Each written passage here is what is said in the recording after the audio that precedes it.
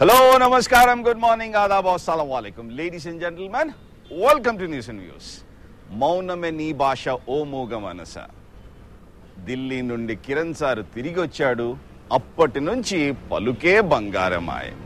మాటైనా మాట్లాడకపోయిరి. గుండె అదిరి గూడుకు చేరిన అమాత్యుల పరిస్థితి ఏంటి? అవుటా లేటా? మరో పక్క సర్కారులో ఉన్న పార్టీలోకి పోల్ వాల్ట్లు చేయాల్సి ఉండగా సీన్ రివర్స్లో సమ్మర్ సాల్ట్లకు సిద్ధమవుతున్నారు. కిరణ్ సారు ఢిల్లీ ఖబరేంటి? మౌనం వీడరా? నిజం చెప్పరా?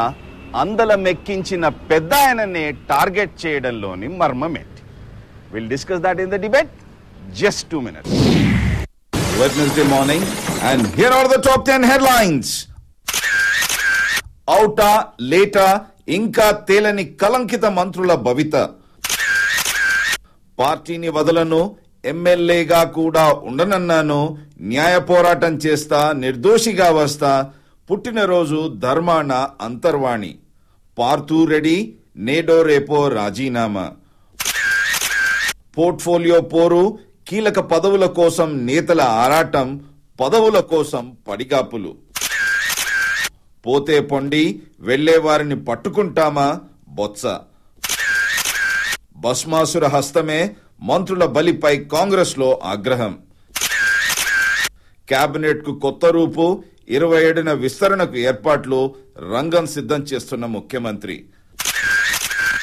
సవాళ్లకు ఎదురీత, నేటితో యూపీఏ పాలనకు 9 ఏళ్లు, ప్రధానిగా మన్మోహన్ రికార్డ్, కేసీఆర్ కుటుంబానికి నిమ్మగడ్డ నుంచి 10 కోట్లు, టీఆర్ఎస్ పై రఘునందన్ మరో బాంబు,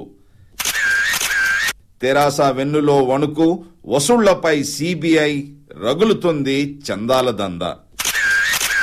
చివరిగా ఐపీఎల్ కు పూణే గుడ్ బై, బీసీసీఐ విధానాలే కారణం, ఫైనల్ కు సూపర్ కింగ్స్, ఐపీఎల్ తొలి క్వాలిఫైయర్ లో ముంబై చిత్తు.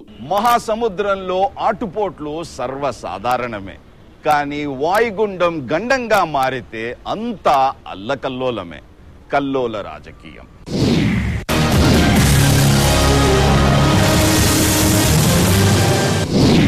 తలనొప్పిగా మారిన అమాత్యుల గుడ్ బై, మౌనముద్ర వీడని కిరణ్ సారు, గుండె చెదిరి గూడుకు చేరిన అమాత్యులు, మిగతా బ్రదర్స్ దూకుడే వేరు, అందలమెక్కించిన నాయకుడే డైరెక్ట్ టార్గెట్. సస్పెన్స్, కలవరం, కల్లోలం రాష్ట్రంలో కాంగ్రెస్ పార్టీని అతలాకుతలం చేస్తుంది.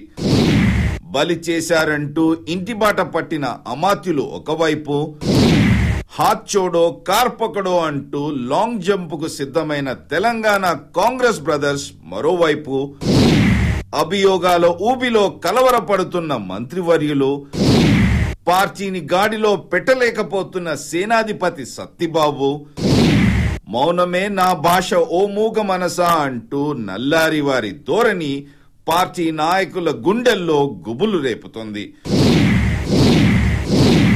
సర్కారులో ఉన్న పార్టీలోకి పోల్ వాల్ట్ కి సిద్ధమవ్వాల్సి ఉండగా రివర్స్ గేర్ లో పక్క పార్టీలోకి సమ్మర్ సాల్ట్ కు సిద్ధమవుతున్నారు. సీనియర్ల సీనే వేరు, చిత్రం వేరు, అంతా టెన్షన్. అమాత్యులు సమర్పించిన రాజీనామాలు ఆమోదయోగ్యమేనా, లేక నాంచుడు కార్యక్రమానికి తెరలేపనున్నారా? అమాత్యులు దాడికి దిగకుండా సమిష్టి బాధ్యతగా వర్ణించిన మిగతా వారు అందలమెక్కించిన నాయకుడినే డైరెక్ట్ గా టార్గెట్ చేయడంలోని మర్మమేంటి? గుండె చెదిరి గూడుకు చేరుకున్న అమాత్యులు సర్దుకుంటారా, లేక తిరుగుబాటు బావుట ఎగరవేస్తారా? కల్లోల రాజకీయం. Okay, let's get into business. ఈ అంశాన్ని విశ్లేషించడానికి ఈరోజు స్టూడియోలో తెరాస వ్యవస్థాపక సభ్యులు ఆర్ విద్యాసాగర్ రావు గారు, వారి పక్కన సిపిఎం పార్టీ నాయకులు ఎస్ వీరయ్య గారు, గుంటూరు నుండి ఫోన్ లైన్ లో వైకాపా అధికార ప్రతినిధి అంబటి రాంబాబు గారు, అండ్ కాంగ్రెస్ రాజ్యసభ సభ్యులు రాపోలు ఆనంద్ భాస్కర్ గారు కూడా సిద్ధంగా ఉన్నారు. ఆనంద్ భాస్కర్ గారు, ముందుగా మీతో ప్రారంభిద్దాం. కల్లోల పరిస్థితుల్లో మేజర్ జనరల్ ఏమో డైరెక్ట్ ఫైరింగ్ కు సిద్ధమవ్వగా జనరల్ మాత్రం ఇంకా మౌనం వీడకపోవడానికి కారణాలేంటి? ఆనంద్ భాస్కర్ గారు. వింటున్నాను రమాకాంత్ గారు. మీ అందరికీ నమస్కారం. మీ ద్వారా దూరదర్శన్ ప్రేక్షకులందరికీ నమస్కారం. కల్లోలం ఎక్కడ కనిపిస్తోందో వాటన్నిటిని పరిష్కరించే దిశలో కాంగ్రెస్ అధిష్టానం సిద్ధంగా ఉంది. కాంగ్రెస్ పార్టీ తను నమ్మిన సిద్ధాంతాలకు తన కార్యాచరణకు లోబడి మిగతా వారు ఎక్కడైనా అతిక్రమించినటువంటి దశలో వాటిని నియంత్రించడము, వారిని కట్టడి చేయడము, వారికి సముచితమైనటువంటి రీతిలో ఉద్వాసన పలకడం అనేటువంటిది ఏమాత్రం సమస్య కాదు అని వరుస క్రమంలో ప్రతి సందర్భంలో సోనియా గాంధీ గారి నేతృత్వంలో రుజువు చేస్తున్న తరుణం ఇది. అది మా క్రమశిక్షణకు ప్రతీక, సంకేతం. అంత మట్టుకు మాత్రమే నేను చెప్పగలను. కానీ సార్, మేజర్ జనరల్ ఏమో ఫైరింగ్ స్టార్ట్ చేశాడు, బట్ జనరల్ మాత్రం ఇంకా వేచి చూసే ధోరణి అవలంబిస్తే ఇంకా క్రమశిక్షణ ఎక్కడ? క్రమశిక్షణ అందులో లోపం ఏమాత్రం లేదు. అధిష్టానం కాంగ్రెస్ జాతీయ నాయకత్వ నిర్దేశాన్ని ఎవ్వరు కూడా అతిక్రమించడానికి ఆస్కారం లేదు. తూచా తప్పక పాటించవలసిందే, పాటించే క్రమంలోనే ఉన్నారు. దాని గురించి పెద్ద సంశయం అవసరమే లేదు.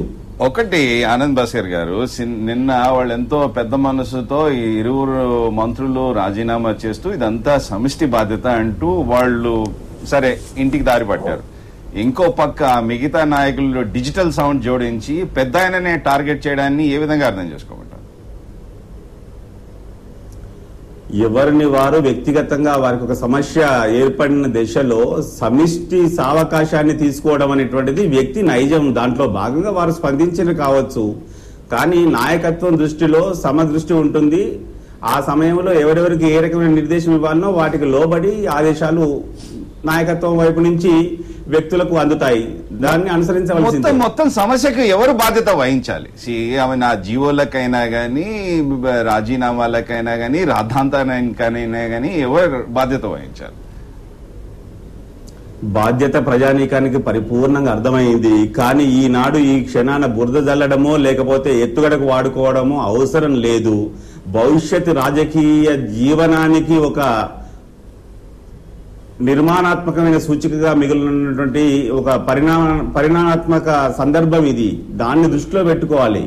ఏ మాత్రం సమిష్టి బాధ్యతలో గాని మనం చేసిన ప్రమాణాన్ని ఏ మాత్రం అతిక్రమించినా ఎటువంటి సమస్యలు ఉత్పన్నం కానున్నాయో ప్రజాప్రతినిధులందరూ ప్రజాహిత జీవితంలో, రాజకీయ జీవితంలో ఉన్న వారందరూ కూడా గుర్తిరగాల్సినటువంటి సందర్భంగా దీన్ని స్వీకరించాలి. దీని ద్వారా భవిష్యత్ భారతదేశ రాష్ట్ర రాజకీయాలకు అనుగుణమైనటువంటి రీతిలో ప్రజాహిత మిగలడానికి వారి భాషతో చేయాల్సిన అవసరం ఉంది. మీ భాషతో మేము పోటీ పడలేం కానీ ఒకటే ఒకటి అడిగాను సూటిగా. నాకున్న జర్నలిస్టిక్ అనుభవంతో, రాజకీయాలను చూసిన అనుభవంతో ఎవరు బాధ్యత వహించాలని మీరు మొత్తం మాకు భాషా ప్రావీణ్యం మా మీద ప్రయోగిస్తే ఎట్లా?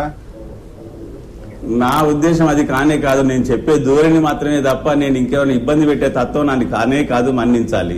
ఓకే. అంబటి రాంబాబు గారు, పుత్రోత్సాహంతో ఆ రోజు మీ నాయకుడు, అప్పటి వాళ్ళ నాయకుడే, వాళ్ళు ఇంకా నాయకుడిని వెళ్ళలేదు, మీ నాయకుడిగా సొంతం చేసుకున్నారు. ఆ నాయకుడి ఇలాంటి వాదనల వల్లనే, మంత్రులపై ప్రెషర్ వల్లనే ఈ రోజు మంత్రులు చిక్కుల్లో చిక్కుకున్నారన్న విధంగా వాళ్ళు నిన్న డైరెక్ట్ టార్గెట్ చేశారు. ఏ విధంగా అర్థం చేసుకోమంటారు? ఒకటే, ఇప్పుడు రాజీనామాలు చేసినటువంటి మంత్రులు లేటెస్ట్ గా రాజీనామాలు చేశారు. ఇద్దరు మంత్రులు రాజీనామాల తదనంతరం, అంటే ఇంకా రాజీనామాలు ఆమోదించలేదు కూడా. రాజీనామాలు చేశామని చెప్పారు. అది కూడా ఇప్పుడు రాజీనామాలు చేశాం, ఇప్పుడు కాదు. రాజీనామాలు ఆమోదించడమా ఆమోదించకపోవడం అనేది ముఖ్యమంత్రి గారి ఇష్టం. ఇంతవరకు రాజీనామాలు ఆమోదించిన దాఖలాలు మనకు కనిపించడం లేదు. కానీ రాజీనామాలు చేసినట్టుగా ఒక ఫీలింగ్ కల్పిస్తున్నారు. అయితే ఇక్కడ గమనించవలసింది ఏంటంటే, రాజీనామాలు చేశామని చెప్తున్నటువంటి మంత్రులు మొన్న పత్రికలకు ముందుకు వచ్చి, మీడియా ముందుకు వచ్చి ఏమి మాట్లాడారో మనం చూసాం.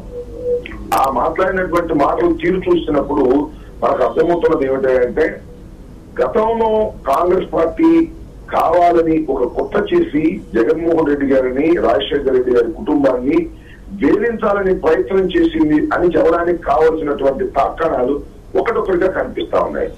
నిన్న మనం చూసినప్పుడు మన ధర్మాన ప్రసాద్ గారు ఒకే ఒక్క విషయాన్ని చెప్పారు, నేను ఎవరి ఒత్తిడికి లొంగి సంతకం పెట్టలేదు. ఇది సమిష్టి బాధ్యతతో కూడుకున్నటువంటి వ్యవహారం తప్ప అది నా నిర్ణయం కాదు. భూములు ఇవ్వడం అనేది క్యాబినెట్ తీసుకున్నటువంటి నిర్ణయం. దీనికి కలెక్టివ్ రెస్పాన్సిబిలిటీ తప్ప నేను లేకపోతే మరొకరు బాధ్యత వహించేది కాదని స్పష్టంగా చెప్పారు. ఈ వాదన ఆయన ఇవాళ కొత్తగా తీసుకొచ్చే రాజ్యాంగం చెబుతున్నది, బిజినెస్ రూల్స్ చెబుతున్నది, మొట్టమొదటి నుంచి వైఎస్ఆర్ కాంగ్రెస్ పార్టీ ఇదే విషయాన్ని చెబుతున్నటువంటి విషయాన్ని ఇవాళ కొత్తగా ఆయన తీసుకొచ్చినట్టుగా కనిపించవచ్చేమో కానీ ఇది వాస్తవమైనటువంటి విషయం. కానీ ఒకటి అంబటి రాంబాబు గారు, నిన్న ఇదే చర్చలో ఒక నాయకుడు కూర్చున్నాడు. ఆ నాయకుడు జీవోలపై ఏదైతే చీఫ్ సెక్రటరీ అయినా కానీ ప్రిన్సిపల్ సెక్రటరీ అయినా కానీ డిఫర్డ్ అండ్ వ్యతిరేకం వ్యక్తం చేస్తే డిఫర్డ్ అండ్ అప్రూవ్డ్ అంటూ ఈయన రాసే పంపించారు. ఆ విధంగా చేయడం వల్లనే ఈ రోజు మా అమాత్యులు చిక్కుకున్నారన్న విధంగా వాళ్ళు వాదించారు. ఎవరో మరి అక్కడ కూర్చున్నాయన ఆ లోపల రికార్డులన్నీ చూసేయడం నాకు తెలియదు కానీ అలాంటిది ఎక్కడా లేదు. క్యాబినెట్ నిర్ణయం తీసుకున్న తర్వాత ఎవరైనా నిర్ణయాన్ని వ్యతిరేకిస్తే, ఫర్ ఎగ్జాంపుల్ ఒక వాంతికి సంబంధించి కొన్ని ఎకరాలు కేటాయించాలని క్యాబినెట్ నిర్ణయం తీసుకుంటే అలా కేటాయించడం తప్పు అని ఎవరైనా భావిస్తే డిసైడ్ రాయవచ్చును. అది సాక్షాత్తు రికార్డులో ఉంటుంది. అలాంటిది ఇంతవరకు బయటకు రాలేదు. సమిష్టి నిర్ణయం అనేది మొట్టమొదటి నుంచి చెబుతున్నటువంటి అంశాన్ని మరొకసారి పునరుద్ఘాటించినటువంటి సందర్భం. ఇవాళ 26 జీవోలకు సంబంధించి ఎవ్వరూ ఏ తప్పు చేయలేదని, ఖచ్చితంగా బిజినెస్ రూల్స్ ప్రకారం రాజ్యాంగం ప్రకారమే భూములు కేటాయించడం జరిగిందని, 26 జీవోల్లో భూములు కేటాయించినటువంటి విషయం ఇంతకు ముందు కూడా చాలా జీవోల్లో తెలుగుదేశం ప్రభుత్వం చంద్రబాబు నాయుడు గారు కూడా కేటాయించారని, అదే బిజినెస్ రూల్స్ ప్రకారం కేటాయిస్తే అవేమో పవిత్రమైన జీవోలు, ఇవేమో అపవిత్రమైనటువంటి జీవోలుగా తయారయ్యేది చాలా స్పష్టంగా అందరూ ఆర్గ్యూ చేస్తున్నారు. ఈ దశలో ఏదో చనిపోయినటువంటి రాజశేఖర రెడ్డి గారిలో లేదా పార్టీని వదిలిపెట్టి వెళ్లిపోయినటువంటి జగన్మోహన్ రెడ్డి గారితో టార్గెట్ చేసి కుట్ర చేసి వారి మీద బురదల్లి వీళ్ళందరూ తప్పుకోవాలని ప్రయత్నం చేయడం చాలా దురదృష్టకరమైనటువంటి అంశం. ఇంకో ఆరోపణ, మంత్రులు కేబినెట్ లో నిర్ణయం తీసుకున్నది ఒకటి, జీవోలు జారీ చేసింది ఇంకొకటి అంటూ కూడా నిన్న వాదించడం జరిగింది. అలాంటిదైనా కేబినెట్ నిర్ణయానికి లోబడకోకుండా కేబినెట్ లో తీసుకున్నటువంటి నిర్ణయం ఒకటి, జీవో రూపంలో వచ్చింది ఒకటి అయినప్పుడు మాత్రం కొంత ఆలోచించవలసినటువంటి అవసరం ఉంటుంది. కేబినెట్ నిర్ణయానికి అనుగుణంగానే జీవోలు వస్తాయి. కేబినెట్ నిర్ణయానికి అనుగుణంగా కాకుండా డిఫరెంట్ గా ఇంకో రకమైన జీవో వస్తే ఖచ్చితంగా ఆ మంత్రివర్గంకి సంబంధించినటువంటి హెడ్ గాని సెక్రటరీ గాని తప్పు చేసిన వాళ్ళు అవుతారు. మంత్రివర్గం ఏ రకమైన నిర్ణయం తీసుకున్నారో దాన్నే జీవోలు రావాలి. అలా వ్యత్యాసం ఉన్నప్పుడు దాన్ని విచారించవలసినటువంటి అవసరం ఉంటుంది, దాన్ని ఆలోచించవలసినటువంటి అవసరం కూడా ఉంటుంది. ఓకే, విద్యాసాగరరావు గారు, వ్యవస్థలో ఉన్నారు, గవర్నమెంట్ వ్యవస్థలో ఏ విధంగా జీవోలు జారీ అవుతాయో మీకు బాగా తెలుసు. క్యాబినెట్ లో నిర్ణయాలు తీసుకున్న తర్వాత ఆ నిర్ణయాలు ఏ విధంగా ఉండాలో అదే విధంగా జీవోలు జారీ చేయబడతాయి. కానీ నిన్న వాదింపల్లా కానీ క్యాబినెట్ లో నిర్ణయం తీసుకున్నది ఒకటి, జీవోలు ఇంకొక విధంగా జారీ చేశారంటే దానికి ఎవరు బాధ్యత వహించారు? పూర్తిగా బ్యూరోక్రాట్సే బాధ్యులు. ఒకవేళ క్యాబినెట్ ఒక నిర్ణయం తీసుకున్నాక దాన్ని యథాతథంగా జీవో రూపంలో రావాల్సి ఉంటుంది. కానీ బ్యూరోక్రాట్స్, మీరు అన్నారు బ్యూరోక్రాట్స్, అధికారులు అన్నారు, అధికారులు అంత సాహసం చేయగలరా? అది దానికి డెఫినెట్ గా అంటే మేము పేపర్ల మీద పెట్టలేమయ్యా, మీరు జీవోలు ఇవ్వండి మేము చూస్తాము అని చెప్పేటువంటి అవకాశం కూడా ఉంది. అప్పుడు అధికారులు తప్పే. అది న్యాచురల్ గా రిటర్న్ ఫామ్ లో ఏ ఆర్డర్స్ వస్తాయో ఆ ఆర్డర్స్ ని జీవోలకు పెట్టాలా. ఇప్పుడు రాంబాబు గారు చెబుతున్నట్టుగా ఆ విషయాల్లో సమిష్టి నిర్ణయం అన్నారండి. నాకు రాజశేఖర రెడ్డి గారి టైంలో ఉన్న ఇరిగేషన్ ప్రాజెక్ట్స్ గురించి తెలుసు. సంబంధిత మంత్రి ఊళ్ళో లేకపోతే కూడా సీఎంఓ సెక్రటరీ నుంచి ఫైల్ తెప్పించి ఆయన ఆర్డర్ చేశాడు. అదే సమిష్టి నిర్ణయం అయిపోయింది. ఎక్కడా ఇప్పుడు చెప్తున్న మంత్రులు ఎవరు అమాయకుడు బాధ్యత చేస్తున్నారు. ఎవ్వరు సంప్రదించే సాంప్రదాయం లేదండి. అక్కడ మంత్రులంతా మేకల్లాగా కూర్చునేవాళ్ళు, ఆయన నిర్ణయం చేసేవాడు.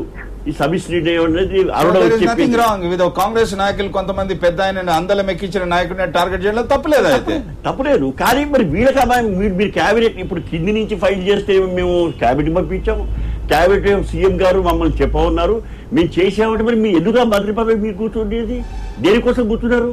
మీరు పరిశీలించరు, వాళ్ళు ఏం రాశారో చూడరు, అది యథాతథంగా పైకి పంపిస్తామంటారు. ఎందుకంటే రూల్స్ ప్రకారంగా ఉన్నాయని సీఎం గారు చెప్పేట్టుగా మేము విన్నామంటారు. అంటే మరి దేనికోసం మీరు మంత్రి పదవి దేనికంటే నేను అంటున్నాను. నా ప్రశ్న అది. Okay, valuable point. వీరయ్య గారు, ఏ విధంగా చూడమంటారు? మంత్రివర్యులు ఏమి వేలిముద్ర వేసేవాళ్ళు కదా, బాగా చదువుకునే వాళ్ళే న్యాయ కోవిధులు అలాంటి వాళ్ళే మంత్రులు అయ్యారు. ఈ విధంగా ఉన్నప్పుడు నిజంగా మంత్రివర్యుల ప్రమేయం లేకుండా అధికారులైనా కానీ కేబినెట్ నిర్ణయాలకు వ్యతిరేకంగా జీవోలు జారీ చేయగలరు. ఈ సమస్య మొట్టమొదట బయటికి వచ్చినప్పుడు ఇదే మంత్రులు ఆ రోజు ముఖ్యమంత్రి అక్కడ సంతకం పెట్టమంటే అక్కడ పెట్టినాం, మాదేం తప్పు అని చెప్పే వాదన పెట్టారు. ఈ రోజు ఏమంటున్నారు, ఇది సమిష్టి నిర్ణయం, ఏ ఒక్కళ్ళది బాధ్యత కాదు అని చెప్పేసి అని అంటున్నారు. అంటే ఇప్పుడు ఈ గోడ మీద పిల్లివాటం ఎందుకు వస్తున్నది అనేటువంటిది ఇప్పుడు మనం ఆలోచించాల్సినటువంటి అవసరం ఉన్నది. ఇక రెండోది, అసలు అధికారులు బాధ్యత వహించాలా, అప్పటి ముఖ్యమంత్రి బాధ్యత వహించాలా, ఆ విషయాలు అట్లా ఉంటే ఇప్పుడు ముఖ్యమంత్రి ఒకసారి పదవిస్తే చాలు, మాకు ఏం జరిగిపోయినా మాకు అవసరం లేదు, అధికారులు చూసుకుంటారు, ముఖ్యమంత్రి చూసుకుంటారని చెప్పేసి అంత అవకాశవాదులు, ఇంతటి బాధ్యతారహితంగా ఉండేవాళ్ళు మంత్రులుగా తయారైన తర్వాత, ఈ కాంగ్రెస్ పార్టీ అట్లాంటి వాళ్ళందరికీ మంత్రి పదవులు ఇచ్చిన తర్వాత ఈ రాష్ట్రం ఏం కావాలి, ఈ జనం ఏం కావాలి? ఇప్పుడు తర్వాత జీవో ఏమొచ్చినా అది అధికారులు బాధ్యత వహించాలి. నిర్దిష్టంగా ముఖ్యమంత్రి ఏ ప్రతిపాదన పెడితే దానికి వీళ్ళు చేతులు ఎత్తేసేవాళ్ళు, ఎందుకంటే కాంగ్రెస్ లో ఉన్న సంస్కృతి అది. విచిత్రం ఏంటంటే వీరయ్య గారు, విచిత్రం ఏంటంటే A5 A6 జైలుకి వెళ్తారు, A4 మాత్రం బయటనే ఉంటాడు. ఇప్పటికీ కూడా వాళ్ళు నిన్న రాజీనామా చేసినామని చెప్పేసి వాళ్ళు అంటున్నారు. మీరు అన్నారు అవుటా లేటా అని చెప్పేసి. కాదు, డౌట్ అనేది ఇప్పుడు కనపడతా ఉంది.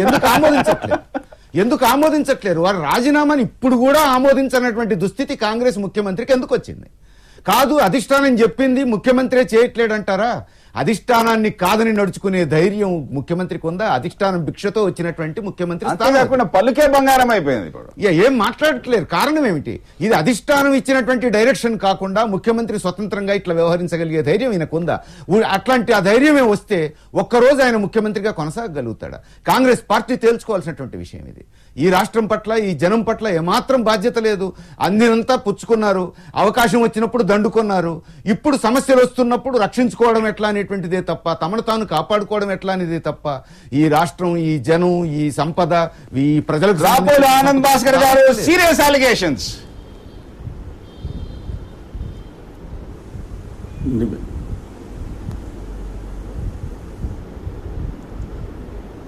వాయిస్ లింక్ లేకుండా పోయింది. Serious allegations. వీరయ్య గారు, నాది కాదు, వీరయ్య గారు. తీక్షణమైనటువంటి ఏఎస్ఎస్ వీరయ్య గారు చేయదగినటువంటి పరిధిలో ఇంకొంచెం చాలా శుతిమెత్తగానే చేసినట్టుగా విమర్శ నాకు కనిపిస్తా ఉంది. నేను దాన్ని అంత తీవ్రమైనటువంటి ఆరోపణగా నేను గమనించడం లేదు. కానీ ప్రజాహిత జీవితంలో వచ్చినటువంటి వారు వ్యక్తిగా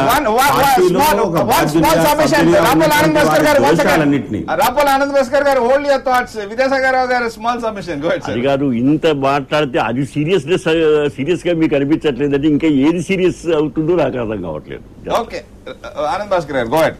విద్యాసాగర్ రావు గారికి ఏది సీరియస్ ఏది నాన్ సీరియస్ పరిపూర్ణంగా తెలుసు. నేను ఈ విషయాలు చెప్పాల్సినటువంటిది లేదు. కేవలం సంధికాలం, ఒక 2-3 రోజుల సంధికాలాన్ని దయతో ఓపికతో గమనించండి. అన్ని విషయాలు, అన్ని అంశాలు ఒక కూలంకషమైనటువంటి దిశకు వస్తాయి, అన్ని పరిష్కారం అవుతాయి. రాపోల ఆనంద్ భాస్కర్ గారు అప్పటి ప్రధాని పివి నరసింహారావుతో విదేశీ పర్యటనకి వెళ్తే ఏదో సమస్య మీద అయ్యా మాట్లాడుతూ ఆయనతో అడిగితే, అయ్యా ఏంటి మీరు ఇంతవరకు ఇంకా స్పందించారంటే, ఎదుటోడిని పిచ్చోడిని చేయాలంటే మనం మౌనం వహించడమే మేలు అన్నాడు. సో అదే ధోరణిలో నడుస్తున్నాడు ఆ కిరణ్ సార్. ఈరోజు కిరణ్ రెడ్డి గారు ఏ రకమైనటువంటి అడుగు వేయాలి అనేటువంటిది ముఖ్యమంత్రిగా తన విచక్షణాధికారము, కాంగ్రెస్ సభ్యునిగా జాతీయ నాయకత్వం యొక్క నిర్దేశము, వీటన్నిటికి లోబడి మాత్రమే చేస్తాడు. పరిపూర్ణమైన వ్యక్తిగత స్వేచ్ఛతో తాను తన ఇష్టానుసారంగా నిర్ణయాలు తీసుకోగలిగినటువంటి అవకాశం ఉంటుందనేటువంటిది ఎవ్వరూ ఊహించాల్సిన అవసరం లేదు. ఇది కేవలం ఒక సంధి సందర్భం. ఒక 2-3 రోజుల వ్యవధిలో దీనికి సంబంధించినటువంటి పరిపూర్ణమైనటువంటి నిర్ణయాలు ఒక దశకు వస్తాయనేటువంటి నేను భావిస్తా ఉన్నాను. దయతో ఆ మేరకు ఓపికతో ఉంటే సంతోషిస్తాం. ఓకే, ఆ విధంగా ఉన్నప్పుడు పార్టీలో ఓకే సమన్వయ లోపం ఉంది, అది మహాసముద్రము, మీకు ఎక్కడ లేని స్వాతంత్రం ఉంది, ఎవరి ధోరణి వాళ్ళు వినిపిస్తున్నా సరే. ఇలాంటి కష్ట పరిస్థితుల్లో అట్లీస్ట్ అయినా కానీ అందరూ ఒక ఏకతాటి పైకి వచ్చి ఒకే నిర్ణయం వినిపించే అవకాశం లేకుండా పోయిందా? ఒక ఆయన జీవోలు సరిగా లేవంటాడు, ఇంకో ఆయన జీవోలు రద్దు చేయాలంటారు, మేమంతా సక్రమంగానే ఇష్యూ చేసాం, అన్ని సవ్యంగానే చేసామంటే ప్రజల్ని మీరు పిచ్చోళ్ళు చేస్తున్న విధంగా కనబడుతుంది. ఉద్దేశం మాత్రం ప్రజలకి అయోమయం సృష్టించడం ఏమాత్రం కాదు. జాతీయ నాయకత్వం యొక్క నిర్దేశం చాలా సుస్పష్టంగా ఉంది. ఏ రకమైనటువంటి మచ్చ వచ్చినా దాన్ని మనం వెంటనే పారదర్శకంగా ఆ విషయంలో స్పందించాల్సిన అవసరం ఉంది అనేటువంటిది సోనియా గాంధీ గారి నిర్దేశం. దానికి లోబడి మాత్రమే అడుగులు వేయాల్సిన అవసరం ఉంది. రాపోల్ ఆనంద్ భాస్కర్ గారు, టెక్నికల్లీ వాళ్ళు ఏ రోజైతే ఆరోపణలు వచ్చాయో, ఏ రోజైతే ఛార్జ్ షీట్ లో వాళ్ళ పేరు వచ్చాయో ఆ రోజే వాళ్ళు రాజీనామా చేశారు. Technically they don't have to మళ్ళీ రాజీనామా చేయాల్సిన అవసరం లేదు. ఆల్మోస్ట్ అబౌట్ ధర్మాన గారు రాజీనామా చేసి 6 నెలలు పైగా దాటింది. సబితా గారు రాజీనామా చేసి నెల రోజులు దాటింది. అది రాజీనామా పత్రం స్వీకరించినటువంటి మిత్రమా, రాజీనామా పత్రం స్వీకరించినటువంటి విచక్షణాధికారి, విచక్షణ కలిగినటువంటి రాష్ట్ర ముఖ్యమంత్రి నిర్దేశించాలి. రాజీనామా పత్రాలు ఉన్నాయా లేదా అనేటువంటిది ఆయన అంతర్గత కేబినెట్ వ్యవహారం అయితే అయి ఉండొచ్చు గాక, కానీ కాంగ్రెస్ పార్టీ వ్యవహారంగా మేము చూస్తున్నటువంటిది ఎటువంటిదంటే జాతీయ నాయకత్వం నుంచి ఏ నిర్దేశం వచ్చిందో ఆ నిర్దేశాన్ని తూచా తప్పకుండా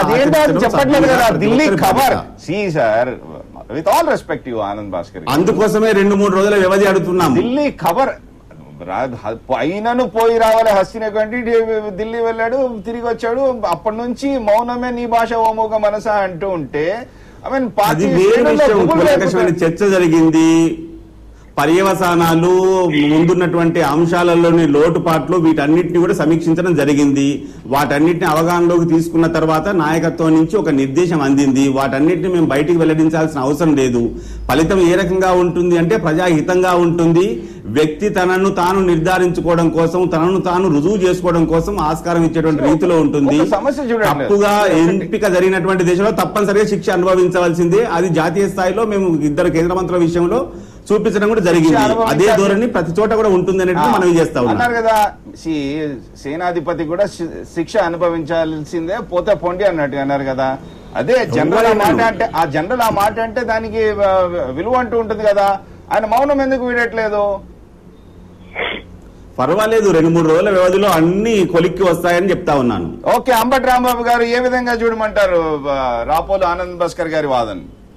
ఇప్పుడు చిత్రాన్వేషం ఏంటంటే 2-3 రోజులు ఆనంద్ భాస్కర్ గారి మిత్రులు చెప్పినట్టుగా 2-3 రోజులు ఆగితేనో లేదా 10 రోజులు ఆగితేనో వాస్తవాలు బయటకు వస్తాయి, లేదా మొత్తం చిత్రం అర్థమైపోతుంది అంటే ఇదేంటో ఒక సస్పెన్స్ థ్రిల్లర్ అయినటువంటి సీరియల్ కాదు. ఎప్పటికప్పుడు జరుగుతున్నటువంటి రాజకీయ విషయాలు ప్రజాస్వామ్యంలో ప్రజలకు తెలియవలసినటువంటి అవసరం ఉంది.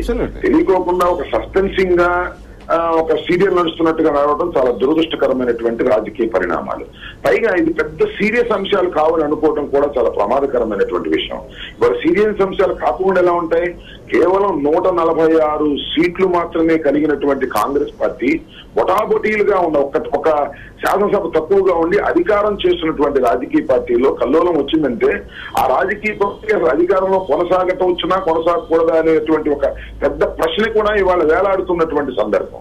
ఈ సందర్భంలో ఇందాక మన విద్యాసాగర్ రావు గారు చెప్పినట్టుగా రాజశేఖర రెడ్డి గారు ఉన్నప్పుడు కడవాళ్ళందరూ మేకల్లాగా ఉన్నారని, రాజశేఖర రెడ్డి గారు ఏం చెప్పి చేశారని, కాబట్టి దీనికి రాజశేఖర రెడ్డి గారే బాధ్యత వహించాలని అనడం అనేది ఈ ప్రజాస్వామ్య దేశంలో ఎంతవరకు సమంజసమో?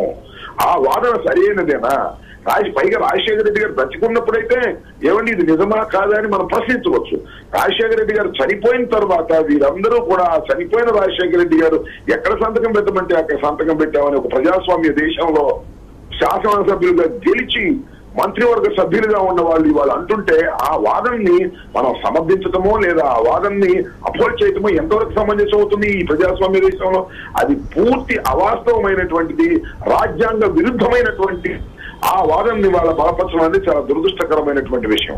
ఏది ఏమైనప్పటికీ ఒకటి చాలా స్పష్టంగా అర్థమవుతున్నది ఏంటంటే ఎవరు చేసినప్పటికీ అది సమిష్టి నిర్ణయం అనే విషయాన్ని రాజ్యాంగం చాలా క్లియర్ గా చెప్తున్నటువంటి అంశాన్ని వదిలేసి ఏదో మాట్లాడడం సమంజసమైనటువంటి విషయం కాదు. ఇంకొక అంశం ఏంటంటే అసలు నాకు తెలియగలుగుతున్నాను, ఈ 2 మంత్రులు రాజీనామాలు ఆమోదించారా?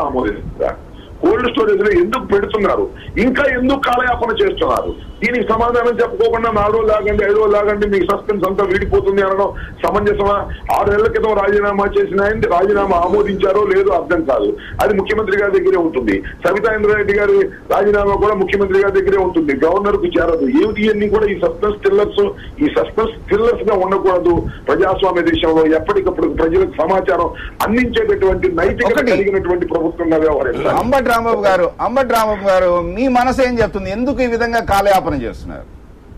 ఈ ప్రభుత్వం ఉంటుందా ఊడుతుందా అర్థం కానటువంటి పరిస్థితి. ఇందాక చెప్పాను 146 శాసనసభ సభ్యత్వాలతోనే ఇవాళ చలామణి అవుతున్నటువంటి ప్రభుత్వం. ధర్మాన ప్రసాద్ గాని లేదా సవితా ఇంద్రారెడ్డి గాని వీరికి వ్యతిరేకమవుతారేమో అనేటువంటి ఒక భయం వారిని వెంటాడుతుంది. అందువల్లనే వాళ్ళిద్దరిని పిలిచి హైకమాండ్ ఇలా చెప్పింది అని ఒక బెదిరింపు కూడా ముఖ్యమంత్రి గారు చెప్పినట్టుగా నాకు అర్థమవుతున్నది. అదేమిటంటే మీరు బయటికి వెళ్ళి మీ సభ్యత్వాలకు రాజీనామా చేసి కాంగ్రెస్ పార్టీకి వ్యతిరేకంగా జరుగుతున్నటువంటి ఈ కుట్రలన్నీ కూడా బహిర్గతంగా మీరు చేస్తే మళ్ళా ఎడిషనల్ ఛార్జ్ షీట్ లో మీ పేర్లు వస్తాయి. మోపిదేవి రమణారావులాగా మీరు కటకటాల వెనక్కి వెళ్ళవలసి వస్తుంది. కటకటాలకు వెనక్కి వెళ్ళకోకుండా మిమ్మల్ని కాపాడుతున్నాము జాగ్రత్త అని బెదిరించిన తర్వాత వాళ్ళందరూ ఈ విషయాలు మాట్లాడుతున్నారు.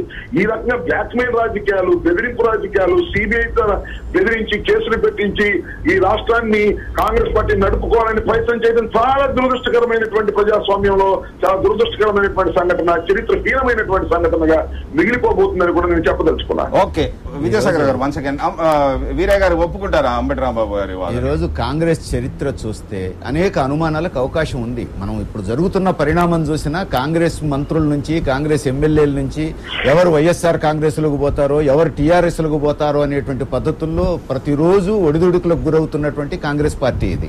అందుకని బహుశా ముఖ్యమంత్రికి నిద్రపట్టడం కూడా కష్టంగా ఉన్న సమయం ఇది. అందుకని ఇప్పుడు దేశం గురించి, రాష్ట్రం గురించి, ప్రజల గురించి ఆలోచించగలిగే స్థితిలో ముఖ్యమంత్రి లేడు ఈ రోజున. ఇప్పుడు మునిగిపోతున్న నావను కాపాడుకోవడానికి ఏమైనా చివరి అవకాశం ఏమన్నా ఉందా అని చెప్పేసి ఆలోచిస్తున్నాడు. అందుకే ఏం మాట్లాడలేని స్థితిలో మౌనంగా ఉన్నాడు అనేటువంటిది క్లియర్. ఎందుకంటే 6 నెలలైంది వాళ్ళు రాజీనామా చేసి, మొన్ననే రాజీనామా చేశారు అని చెప్పేసి ఇన్ని మాట్లాడుతున్న వాళ్ళు, రాజీనామా చేసిన వాళ్ళ రాజీనామా ఆమోదించడానికి ఎందుకు వాళ్ళకి అభ్యంతరం? అసలు ఇప్పుడు ఆ రాజీనామాలకున్న విలువేంటి అనేది కూడా ప్రశ్నే. వాళ్ళు ఎప్పుడో రాజీనామా చేయాలి, ప్రభుత్వం ఆమోదించాలి.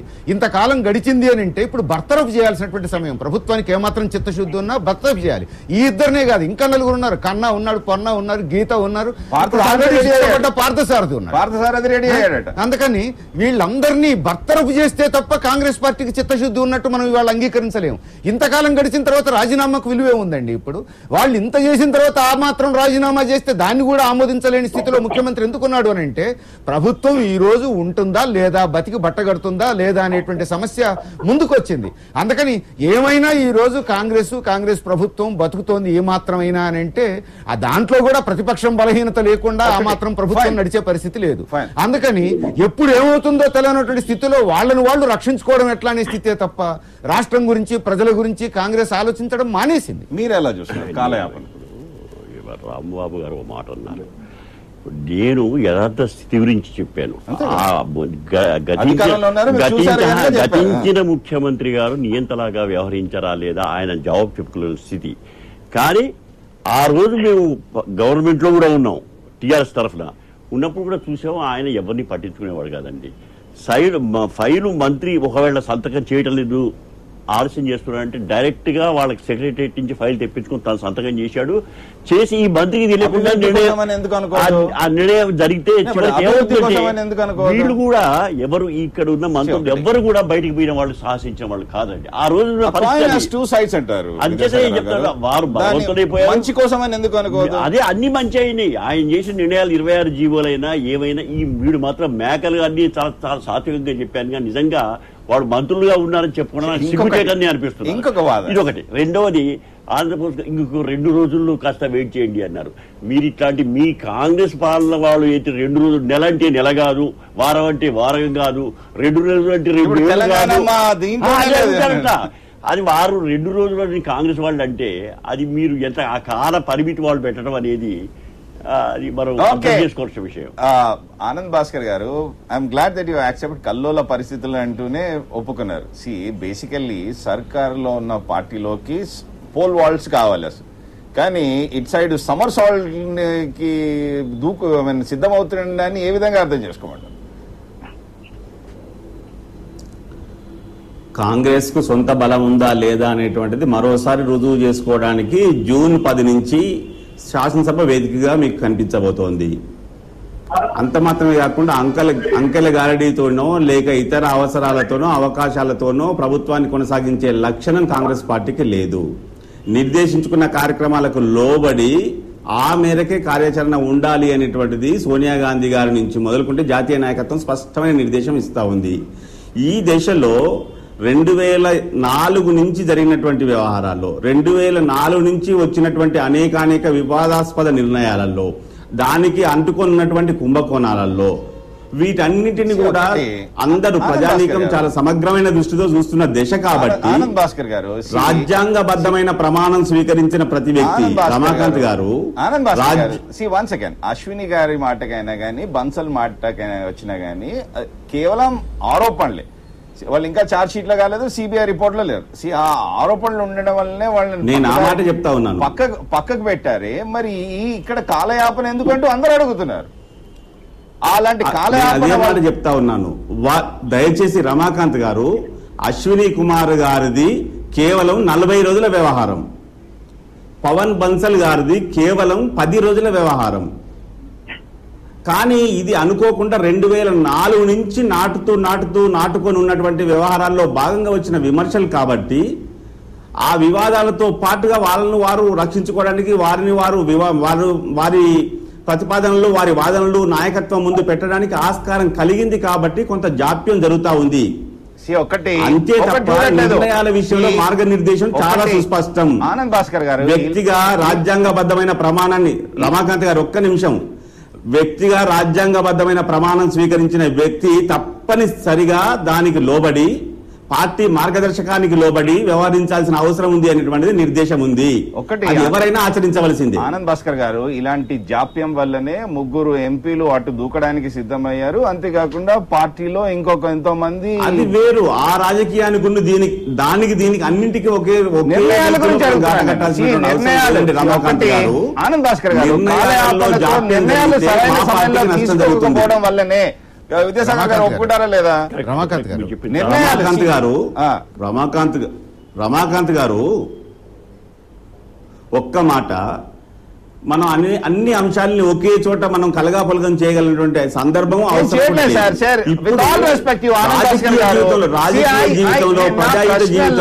ఆనంద్ భాస్కర్ గారు, నా ప్రశ్నల్లా నిర్ణయాలు ఎప్పుడైతే సరైన సమయంలో తీసుకోకుండా కాలయాపనతో ఆలస్యం చేయడం వల్లనే ఇలాంటి కల్లోల పరిస్థితులు ఏర్పడ్డాయన్న విధంగానే కనబడుతుంది. ఆనంద్ భాస్కర్ గారు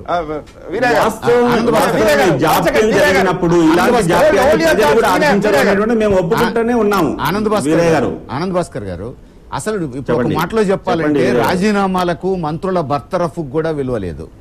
ఇవాళ ఒకే కేసుకు సంబంధించి ఒకళ్ళు జైల్లో ఒకళ్ళు బయట ఎట్లా ఉంటారు, బయట ఉన్నోళ్ళు మంత్రి పదవుల్లో ఎట్లా ఉండగలుగుతారు అనేటువంటి ప్రశ్నకి ఇప్పుడు కాంగ్రెస్ పార్టీ సమాధానం చెప్పాలి కదా, ముఖ్యమంత్రి సమాధానం చెప్పాలి కదా.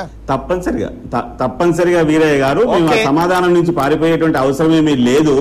కానీ నేను ఒకటే మీ ముందు మనవి చేశాను, 2004 నుంచి జరిగినటువంటి పర్యవసానాల్లో భాగంగా వచ్చినటువంటి అంశం కాబట్టి వ్యక్తులుగా ఎవరి వాదన వారు వినిపించేటువంటి అవకాశం ఉంది కాబట్టి ఆ వాదనలు విన్న తర్వాత వాటిని విశ్లేషించిన తర్వాత ఇచ్చేటువంటి నిర్దేశాలకు అనుగుణంగా ఈ రకమైన జాప్యం కనిపిస్తా ఉంది. కానీ సుస్పష్టంగా కాంగ్రెస్ పార్టీ పారదర్శకంగా వ్యవహారం చేయబోతున్నది.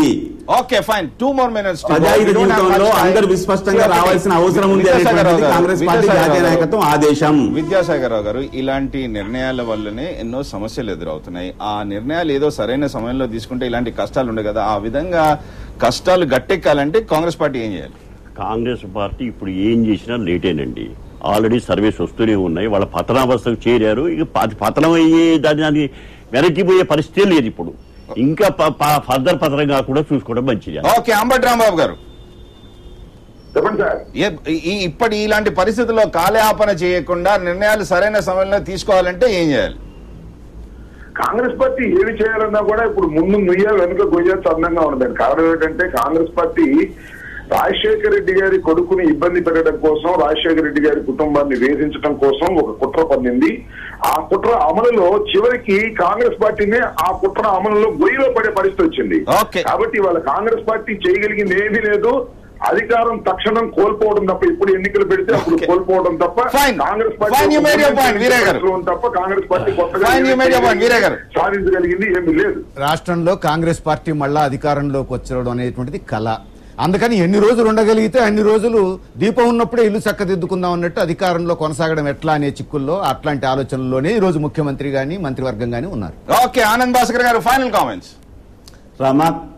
రమాకాంత్ గారు మిత్రుల నుంచి ఇంతకు మించినటువంటి విమర్శలు ఆరోపణలు ఉంటాయని నేనేం భావించను. కానీ కాంగ్రెస్ పార్టీ ప్రజానీకం సమక్షంలో తనను తాను రుజువు చేసుకొని తను ఇచ్చినటువంటి కార్యాచరణని ఆచరణలో పెట్టి వారి ప్రజాహితానికి పాటుపడి వారి ఆశీర్వాదాన్ని పొందడానికి ఎన్ని సంవత్సరాలుగానో ఎన్నో సందర్భాల్లో మేము విజయం సాధిస్తూనే వస్తా ఉన్నాం.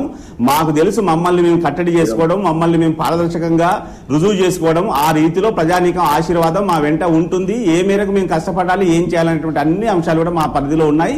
మేము చేస్తాం. ప్రజానీకానికి మేము జవాబుదారీ. ఓకే, తిప్పల తెప్ప కల్లోలంగా మారింది. ఇప్పటికైనా కానీ కిరణ్ సారు మౌనం వీడాలి. ఢిల్లీ కవర్ ఏంటో అతి తొందరగా తెలియజేయాలి. పార్టీని చక్కబెట్టుకోవాలి. అప్పుడే పరిస్థితులు చేజారకుండా ఉంటాయి. And I will see you tomorrow. Good day and good by.